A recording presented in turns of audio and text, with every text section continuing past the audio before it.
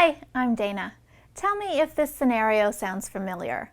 You've worked really hard to get your little one on a great schedule and sleeping well, and then she gets sick. I'm going to give you some tips today on how to handle sickness so it doesn't derail all of your progress. All right? Now, the very first mistake most people make when their baby is sick is that they pull their baby into their bed. Now, I get it. It's no fun to see your little one suffering.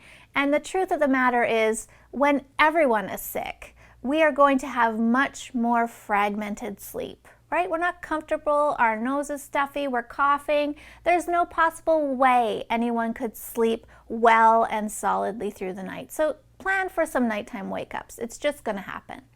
But there's no reason why you need to pull your baby into your bed. Okay? A night or two in bed with you, now she could decide that that's a place she wants to be every night. And 6 months later, she's still in your bed.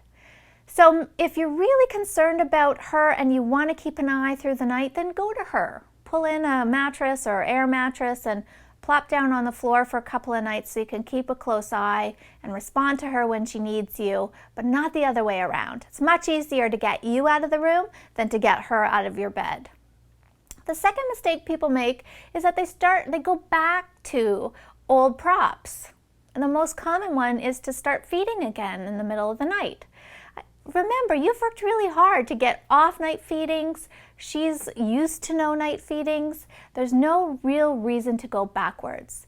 Unless, of course, your doctor's concerned. If she's been running a high fever for several days, sometimes the recommendation is to give some sort of fluid source through the night. Doesn't necessarily have to be feeds. But if you do that for more than 3 nights, then there is a very high likelihood that this becomes a new habit.